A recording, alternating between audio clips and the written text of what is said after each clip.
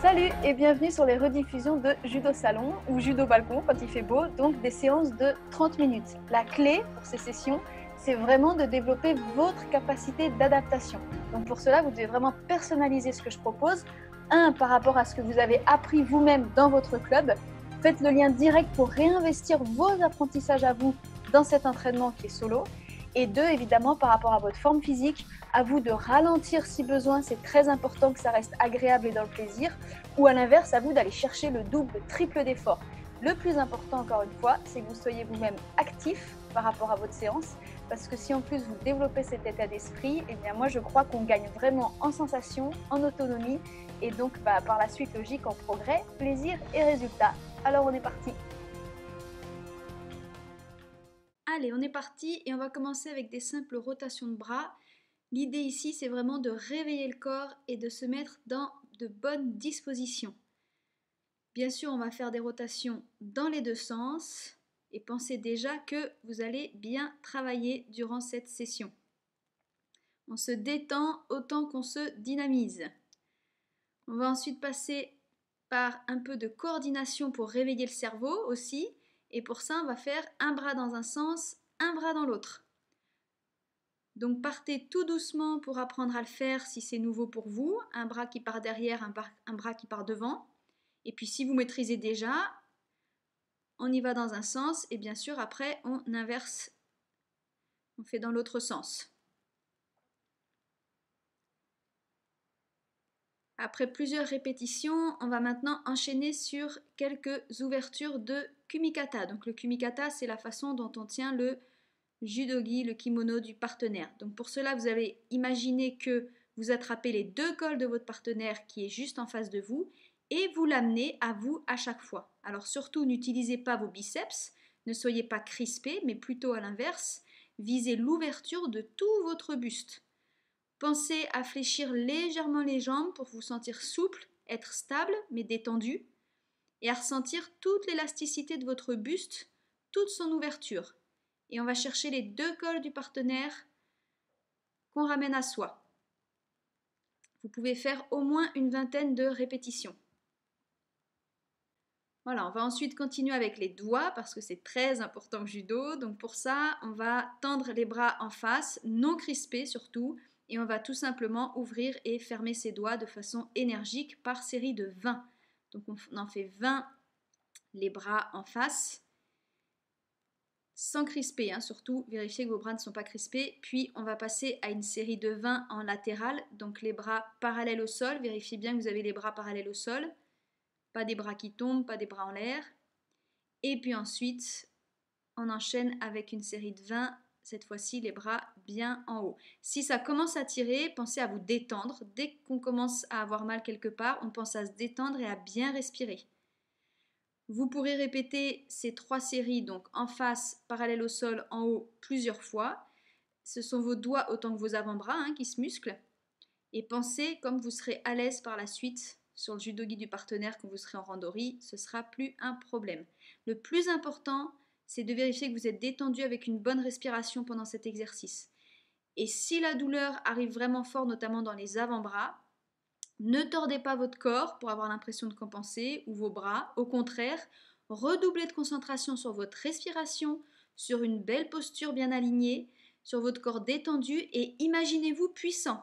Imaginez-vous capable d'en faire beaucoup plus. Imaginez tous les progrès que vous êtes en train d'acquérir. Toutes ces pensées qui sont vraiment positives et dans la qualité va alléger la sensation d'avoir mal et ça va vous encourager en fait à aller jusqu'au bout de la série. Super, on peut se détendre un peu les bras et on passe au déplacement judo. Donc on va commencer avec les pas chassés qui sont bien connus et normalement pratiqués dans tous les clubs. J'ai mis une ceinture au sol pour m'aider à bien guider mes pas chassés. Les jambes fléchies pour être stable et souple et on va raser le sol et surtout on ne touche jamais ses deux pieds. Si on cogne ses deux pieds, on risque d'être balayé. Donc il y a toujours un écart entre les deux pieds. Je vérifie que mon buste est bien droit, le regard en face. Les mains qui sont prêtes, en avant face à moi, et j'ai l'attitude du combat. Je me sens souple, agile, autant que dynamique et réactive. Quand je fais les pas chassés, j'imagine que je suis vraiment prête à me déplacer et à réagir à tout moment. Si vous travaillez votre attitude, votre état d'esprit, vous allez progresser 2 fois plus vite. Moi, j'aime bien penser aux samouraïs. Pensez à combien ils étaient rapides, combien ils étaient prêts à réagir.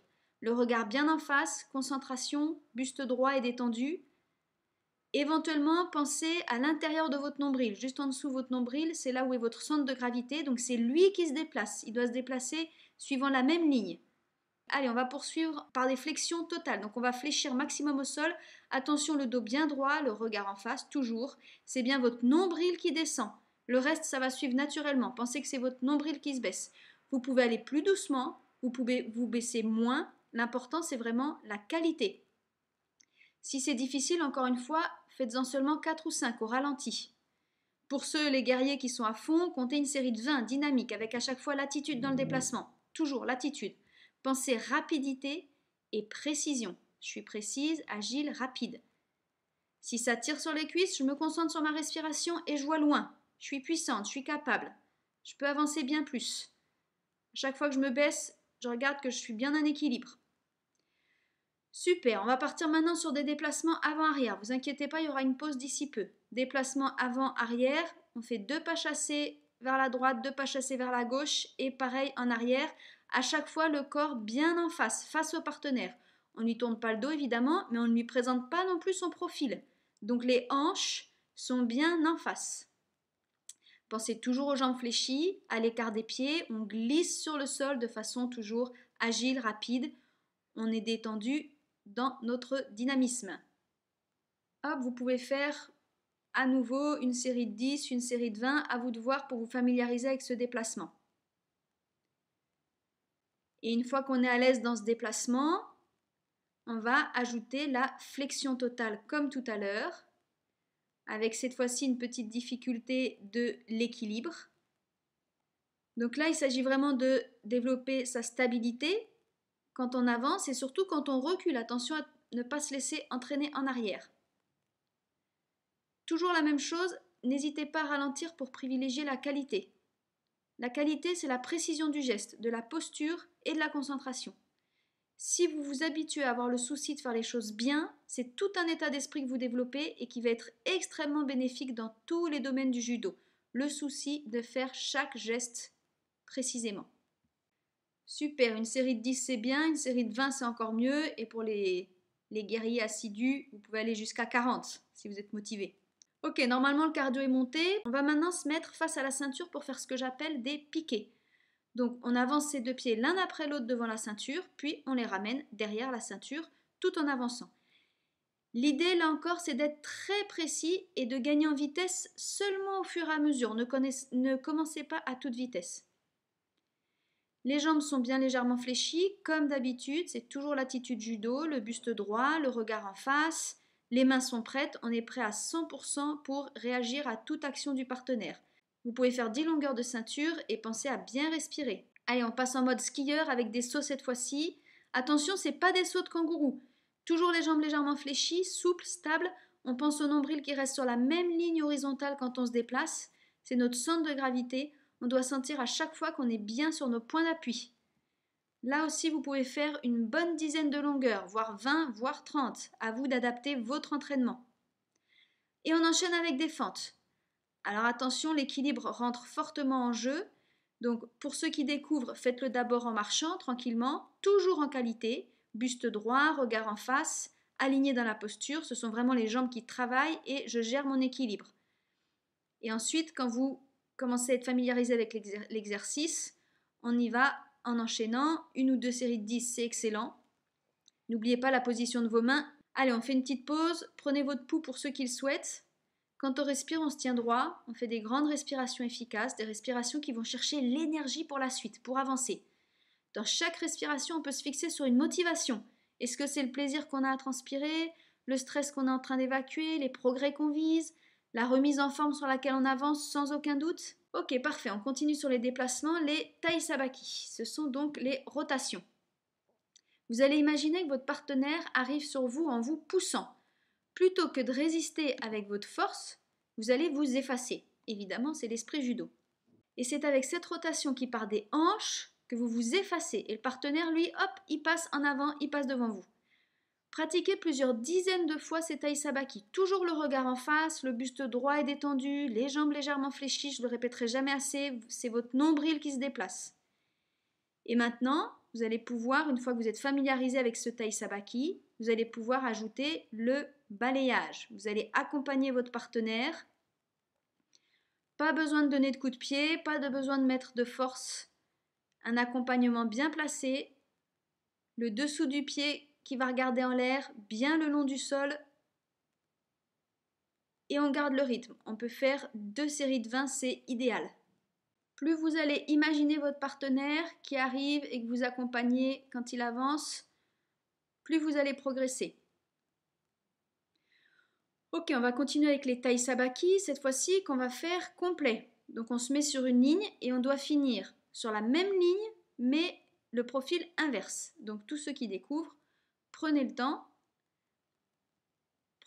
de repérer ce taille sabaki. Et l'idée maintenant, ça va être de ne pas regarder ses pieds, de toujours rester droit et détendu, les jambes légèrement fléchies, le regard en face, et on va en faire une dizaine pour prendre le rythme, pour se familiariser avec ce taille sabaki. Tous ceux qui connaissent bien, évidemment, vous pouvez en faire des millions, vous progresserez toujours. On n'est pas rigide, on n'a pas les jambes comme des allumettes.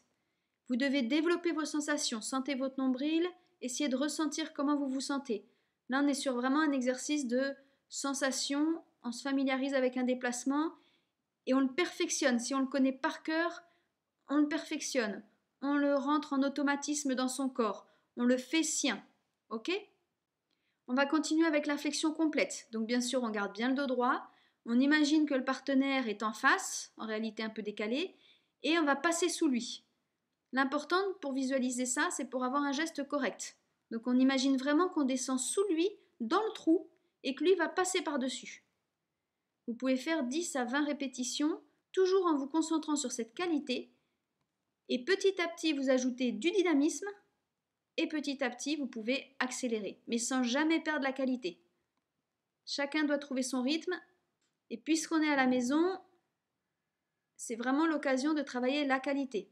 Si vous êtes habitué à le faire rapidement, ça vaut le coup parfois de revenir à des séries plus lentes pour vérifier tous les détails, où on en est, à quel niveau est notre qualité.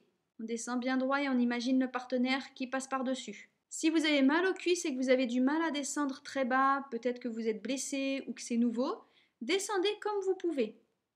Je le dis bien en début de session, l'important c'est de rester dans le plaisir et de rester dans la qualité. Donc vous pouvez tout à fait descendre à moitié, un tiers, du moment que vous avez le dos droit et une bonne posture, il n'y a pas de souci. Pour finir cette séance, on va mixer tout ce qu'on a vu. Déplacement, coordination, précision et éventuellement vitesse, ce qui n'est pas ce que je privilégie sur cette séance en particulier. Voilà l'enchaînement qu'on va faire. Le long de notre ceinture pour nous aider, on va partir en pas chassé judo. Donc jambes fléchies, attitude, regard droit. On fait l'aller-retour. Quand on arrive au bout de l'aller-retour, on part en taille sabaki pour balayage. On va faire 4 balayages, droite, gauche, sans précipitation. On imagine le partenaire, c'est le plus important. Puis on repart en piqué ou en skieur pour les plus courageux, et même éventuellement, vous pouvez ajouter des fentes si vous êtes vraiment costaud.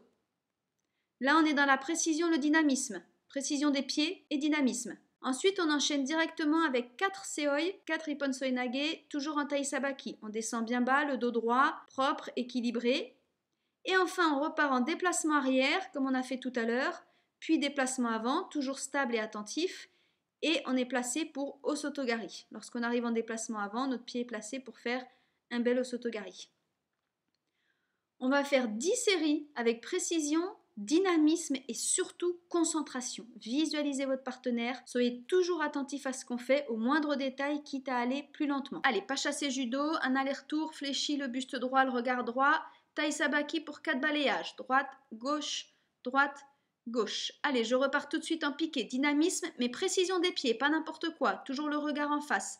Éventuellement, je suis en skieur, je peux faire une fente quand j'arrive au bout. Si j'ai fini mon aller-retour, je pars tout de suite en seoi avec un beau taille sabaki, bien propre, qui arrive bien sur la ligne et je descends bien le buste droit. Parfait, je pars en arrière, déplacement avant, je ne cogne pas mes pieds et je suis placée pour Osoto. Droite, gauche. Et hop, on repart tout de suite. Déplacement judo, bien droit, bien latitude. On a le partenaire en face, Tai Sabaki, pour des balayages. Droite, gauche, gauche. Attention, on repart en piqué ou skieur. On est précis, on a l'attitude, on a un partenaire en face, on est dynamique. Et lorsqu'on arrive au bout de notre ceinture, on est parti pour des beaux Tai Sabaki, pour des Ippon Seoi où on descend très bas, le dos bien droit, le regard bien en face. Tout de suite, on part déplacement arrière, bien stable. Déplacement avant, on est placé pour Osoto, à droite, à gauche, à droite et à gauche. Super, vous pouvez continuer 10 séries comme ça. Et surtout, même si la vidéo s'arrête ici, prenez le temps tranquillement de redescendre votre cœur en douceur, de respirer profondément. Pour ceux qui ont envie de faire une heure complète, vous pouvez faire 2 fois cette vidéo ou passer à la vidéo suivante, il n'y a pas de souci.